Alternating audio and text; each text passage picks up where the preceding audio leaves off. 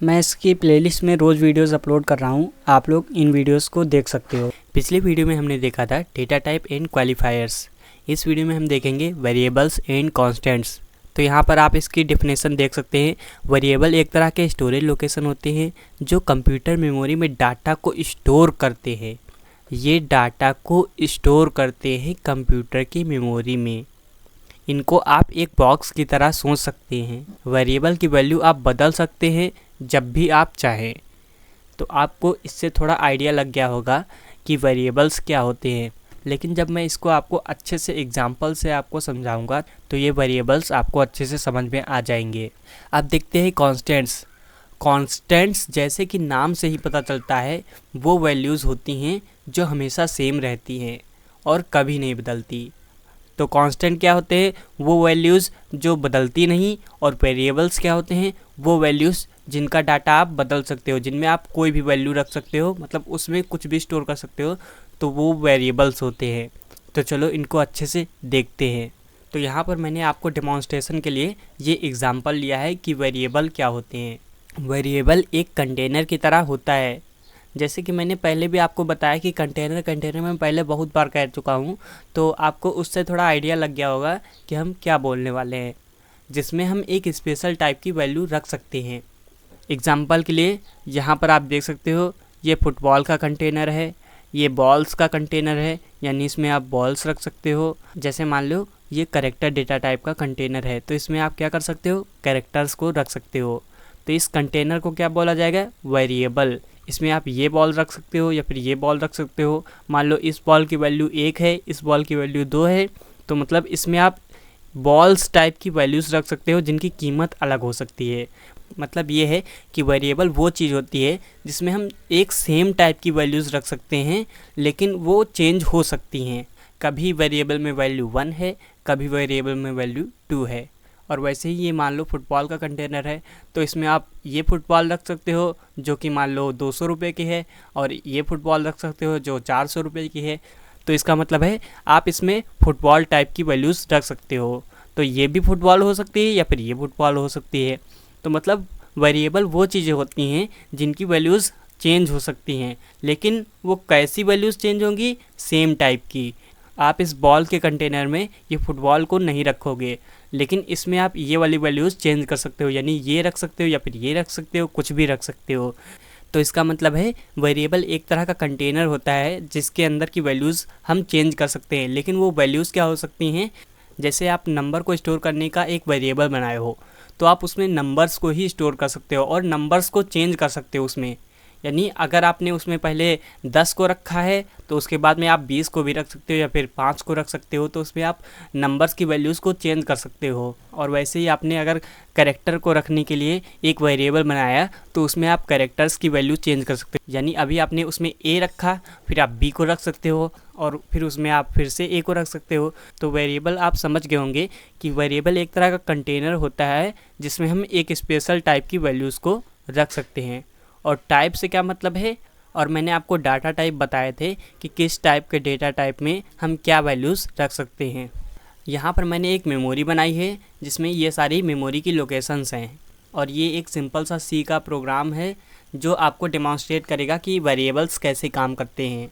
तो यहाँ पर ए नाम से एक इंटीजर टाइप का वेरिएबल बनाया है जिसमें मैंने 4 को स्टोर किया है, और बी नाम से इंटीजर टाइप का वेरिएबल बनाया है जिसमें 2 स्टोर किया है। यानी ये दोनों ए और बी, ये दोनों वेरिएबल क्या स्टोर करेंगे?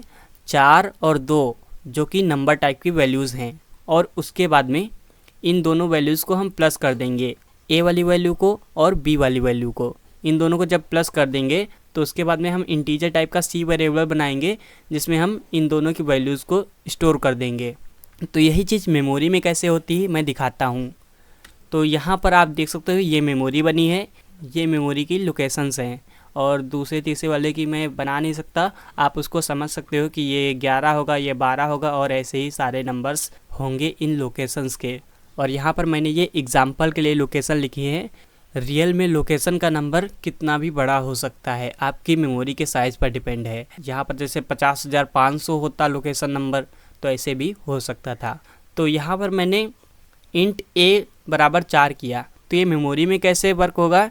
यहाँ पर जब आप इंट a बराबर 4 कर रहे हो तो मेमोरी में ये चीज़ क्या होती है, मेमोरी में कोई एक लोकेशन का नाम a पड़ जाता है और उस लोकेशन में ये 4 वैल्यू स्टोर हो जाती है। तो यहाँ पर मैं आपको दिखाता हूँ। तो यहाँ पर जैसे मैं फर्स्ट पोजीशन वाली लोकेशन को a नाम देता हूँ, तो यहाँ पर मैंने मेमोरी की पहली लोकेशन का नाम a दे दिया है। तो इसमें क्या स्टोर किया है, 4, तो इस लोकेशन पे 4 को स्टोर कर देता हूँ।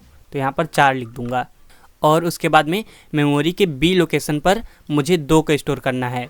मान लो ये 2 नंबर वाली लोकेशन बी है, तो इसका नाम मैं बी दे देता हूँ। तो मैंने ये 2 नंबर वाली लोकेशन को बी नाम दे दिया। और इसमें अब क्या स्टोर कर देना है, इसमें स्टोर करना है 2 को। तो यहाँ पर मैं 2 को स्टोर कर देता हूँ। और उसके बाद में ए और बी इन दोनों की लोकेशन में जो भी वैल्यूज़ पड़ी हैं उन दोनों को ऐड करके मुझे सी नाम के वेरिएबल में स्टोर करना है। तो मैं इस 3 लोकेशन को सी नाम दे दे रहा हूँ। तो ये 3 नंबर वाली लोकेशन को मैंने सी नाम दे दिया। तो इस सी लोकेशन पे क्या आ जाएगा, जो भी ए लोकेशन पर होगा और बी लोकेशन पे होगा उन दोनों की वैल्यूज़ को ऐड करके जो भी रिज़ल्ट आएगा वो सी लोकेशन पे स्टोर हो जाएगा। तो यहाँ पर 4 और 2 को ऐड करके क्या आएगा, 6। तो यहाँ पर 6 स्टोर हो जाएगा। तो ऐसे जब भी हम कोई भी वेरिएबल बनाते हैं तो वो किसी लोकेशन का नाम होता है। जैसे ये 1 वाली लोकेशन का नाम मैंने ए दे दिया और 2 वाली लोकेशन का नाम मैंने बी दे दिया और 3 वाली लोकेशन का नाम सी दे दिया। तो ये वेरिएबल क्या होते हैं, लोकेशन के नाम होते हैं। अब उस लोकेशन पे मुझे क्या वैल्यू स्टोर करनी है, तो जैसे ए लोकेशन पे मैंने 4 को स्टोर किया है, बी लोकेशन पे मैंने 2 को स्टोर किया है, फिर सी लोकेशन वाली वैल्यू को मैंने ए लोकेशन और बी लोकेशन में जो भी वैल्यू पड़ी हैं उनको ऐड करके वहाँ पर वैल्यू स्टोर कर दी। और यहाँ पर वैल्यूज़ चेंज भी हो सकती हैं। जैसे सी लोकेशन पर आप अगर 7 को रखना चाहो, यानी अब सी की वैल्यू सी बराबर अगर 7 कर दो तो यहाँ पर 6 के बजाय 7 हो जाएगा। तो आप इसको चेंज भी कर सकते हो। तो वेरिएबल का आप मतलब समझ गए होंगे कि वेरिएबल सी में क्या होते हैं। तो यहाँ पर अभी एक एग्जाम्पल है वेरिएबल और कांस्टेंट का। तो अब इसमें अच्छे से समझ लेते हैं कि इसमें कांस्टेंट क्या है और वेरिएबल क्या है। तो यहाँ पर आप देख सकते हो ये आपका एक कोड है और उसके बाद में ये कमेंट लिखी है। तो कमेंट में ये लिखा है जहाँ ए एक वेरिएबल है, ए क्या है, एक वेरिएबल है, और 4 एक कांस्टेंट है। 4 कांस्टेंट कैसे है, क्योंकि 4 की वैल्यू 4 ही रहेगी। 4 को आप 5 नहीं बोल सकते हो। तो 4 अपने आप में एक कांस्टेंट है, उसकी वैल्यू आप क्या चेंज करोगे, क्या 4 को आप 5 बोलोगे, नहीं बोल सकते ना। तो 4 को आप 5 नहीं बोल सकते। तो ये एक क्या है, तो ये एक कांस्टेंट है, इसकी वैल्यू आप चेंज नहीं कर सकते हो। और वैसे ही यहाँ पर डी एक कांस्टेंट है, डी को आप सी या फिर ए ऐसे नहीं बोल सकते, ये डी ही रहेगा। तो इसको क्या बोलेंगे, इसको कांस्टेंट बोलेंगे। तो कांस्टेंट वे चीज़ें होती हैं जिनकी वैल्यू चेंज नहीं हो सकती। इसकी वैल्यू डी है, इसको हम डी नाम से जानते हैं, तो ये डी ही रहेगा। और वेरिएबल्स क्या होते हैं, वेरिएबल्स मेमोरी में एक लोकेशन का नाम होते हैं। ये ए नाम दे दिया मेमोरी की एक लोकेशन को जिसमें मैं 4 को स्टोर कर रहा हूँ। तो ये चीज़ होती है वेरिएबल। और यहाँ पर मैंने ch नाम दे दिया जिसमें हम कैरेक्टर टाइप की वैल्यूज़ स्टोर कर सकते हैं मेमोरी में। तो ये चीज़ होती हैं वेरिएबल और ये चीज़ होते हैं कांस्टेंट। और डेटा टाइप तो मैंने बता ही दिए थे कि किस तरह के डेटा टाइप में आप किस तरह की वैल्यूज़ रख सकते हो। तो मैंने ch वेरिएबल जो कि कैरेक्टर टाइप का है उसमें डी कांस्टेंट को स्टोर कर दिया। तो आपको अभी तक तो पता चल ही गया होगा कि वेरिएबल्स क्या होते हैं, कांस्टेंट क्या होते हैं और डेटा टाइप क्या होते हैं। यहाँ पर एक सिंपल सा सी का कोड है जिससे आप समझ सकते हो कि वेरिएबल क्या होते हैं। तो यहाँ पर एक इंटीजर वेरिएबल बनाया है जिसका नाम var1 रखा, और कैरेक्टर वेरिएबल बनाया जिसका नाम var रखा, जिसमें मैंने b को स्टोर किया।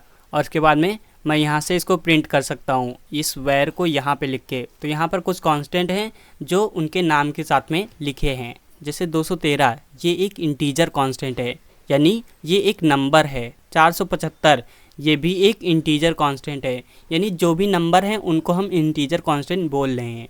845 ये एक इंटीजर कांस्टेंट है जो कि इंटीजर टाइप के वेरिएबल में ही स्टोर होगा। और ये -45 एक इंटीजर कांस्टेंट है जो कि इंटीजर टाइप के वेरिएबल में स्टोर होगा। कैरेक्टर कांस्टेंट को सिंगल इन्वर्टेड कॉमास के अंदर रखते हैं। तो यहाँ पर आप देख सकते हो CADE ये सारे क्या हैं, कैरेक्टर कांस्टेंट। फ्लोट वैल्यूज़ कौन सी होती हैं, जो पॉइंट में होती हैं। तो यहाँ पर 5.24 तो ये क्या है, फ्लोटिंग पॉइंट कांस्टेंट है। और वैसे ही 6.01 और वैसे ही -45.47 तो ये सारे क्या हैं, फ्लोटिंग पॉइंट कांस्टेंट हैं। स्ट्रिंग कांस्टेंट मतलब कैरेक्टर्स का समूह। जैसे ABC, यहाँ पर 3 कैरेक्टर मिलकर एक स्ट्रिंग बना रहे हैं, तो स्ट्रिंग उसे कहते हैं जो कई सारे कैरेक्टर्स से मिलके बनी होती है। स्ट्रिंग को अच्छे से आगे समझेंगे। स्ट्रिंग कांस्टेंट कैसे होता है, ये डबल इन्वर्टेड कॉमास के अंदर होता है। और उसके बाद में ये तो हुए प्री डिफाइंड कांस्टेंट, यानी ये पहले से बने हुए कांस्टेंट हैं। अगर हम अपना खुद का कांस्टेंट बनाना चाहें तो कैसे बनाएंगे, तो उसके लिए यहाँ पर 2 तरह के मेथड हैं जिनसे हम खुद के कांस्टेंट बना सकते हैं। जैसे हम हैश डिफाइन से पाई में 3.14 वैल्यू स्टोर कर सकते हैं। तो अब इस पाई को हम कोड में कहीं पर भी चेंज नहीं कर सकते हैं। अगर पाई में अगर कोई और वैल्यू स्टोर करना चाहें तो अब हम स्टोर नहीं कर सकते हैं। ये क्या बन गया, कांस्टेंट बन गया। तो आप यहाँ पर इसको पढ़ सकते हो। और ऐसे ही यहाँ पर const int months in year, तो यहाँ पर देखो जब तक कॉन्स्ट नहीं लगता तो ये क्या था, मंथ्स इन ईयर एक वेरिएबल बन जाता। यानी मंथ्स इन ईयर में अभी 12 है, फिर उसके बाद मंथ्स इन ईयर में हम 13 को भी स्टोर कर सकते थे, यानी मंथ्स इन ईयर 13 हो जाते। लेकिन यहाँ पर मैंने इंट से पहले क्या लगा दिया, कॉन्स्ट, तो यहाँ पर ये मंथ्स इन ईयर क्या बन गया, इंटीजर कांस्टेंट, क्योंकि ये अब इंटीजर टाइप की वैल्यू लेगा, लेकिन जो कि कांस्टेंट होगी, सिर्फ एक बार लेगा और बाद में आप इसको कोड में कहीं पर भी चेंज नहीं कर सकते हो। तो ये होते हैं कांस्टेंट और उनके नेम्स। तो अभी हम सबसे पहले एक कोड देख लेते हैं जिसमें आपको और अच्छे से क्लियर हो जाएगा। तो यहाँ पर आप लोग देख सकते हो वेरिएबल एंड कांस्टेंट को बताने के लिए ये सिंपल सा एग्जांपल है। 42 एक इंटीजर कांस्टेंट है और a एक कैरेक्टर कांस्टेंट है।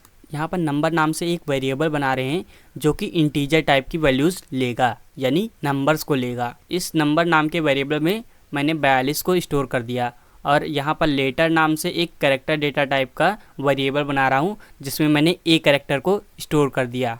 अब यहाँ पर मैं इन 2 लाइन्स में क्या कर रहा हूँ, पहले मैं नंबर को प्रिंट कर रहा हूँ, फिर लेटर को प्रिंट कर रहा हूँ। तो चलो इनको प्रिंट करके देखते हैं।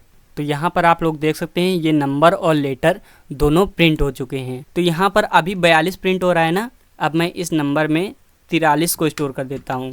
अब इस नंबर में मैंने 43 को स्टोर कर दिया। पहले इसकी वैल्यू क्या थी, 42, अब मैंने इसमें 43 स्टोर कर दिया। देखते हैं 43 प्रिंट होगा या फिर कोई एरर देगा। तो यहाँ पर देखो नंबर में अब वैल्यू 43 है, यानी नंबर की वैल्यू मैंने चेंज कर दी। तो वेरिएबल का मतलब यही होता है कि आप वेरिएबल की वैल्यू चेंज कर सकते हो। पहले 42 थी, अब 43 हो गई। लेकिन कांस्टेंट क्या होता है, अब कांस्टेंट मैं बताता हूँ। जैसे मैंने आपको बताया था कि इसको अगर कांस्टेंट बनाना है तो इससे पहले आपको कॉन्स्ट लिखना पड़ेगा। तो यहाँ पर मैंने इसको कांस्टेंट बना दिया है। तो जैसे इस नंबर को मैंने कांस्टेंट बनाया तो यहाँ पर देखो रेड लाइन आ गई। तो यहाँ पर विजुअल स्टूडियो कोड हमको ये बता रहा है कि अब इसमें आप 43 स्टोर नहीं कर सकते। अब आप नंबर की वैल्यू हमेशा 42 ही यूज़ करोगे। यानी अगर अब हम इस नंबर को प्रिंट करेंगे तो इसकी वैल्यू हमेशा 42 ही रहेगी, 43 नहीं होगी। या फिर कोई भी ऐसी वैल्यू अब इसमें डाल ही नहीं सकते क्योंकि नंबर एक फिक्स हो गया। फिक्स मतलब अब ये कांस्टेंट हो गया। जैसे ये पहले से बने बनाए कांस्टेंट होते, जैसे 42, 43 ये सब पहले से बने बनाए कांस्टेंट है।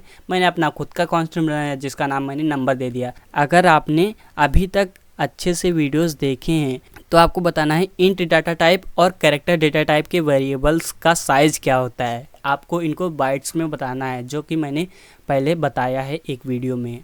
और आपको ये भी बताना है कि इस कैर में आप किस तरह की वैल्यूज़ स्टोर कर सकते हो और ये इंट में आप किस तरह की वैल्यूज़ स्टोर कर सकते हो। तो आशा करता हूँ आपको ये वीडियो पसंद आया होगा। अगर वीडियो पसंद आए तो इस वीडियो को लाइक करना और चैनल पे ये पूरी प्लेलिस्ट मैंने बना के रखी है, आप उनको देख सकते हो। इस सी लैंग्वेज की प्लेलिस्ट का लिंक मैंने डिस्क्रिप्शन में दे दिया है, आप वहाँ से जाकर इसको देख सकते हो।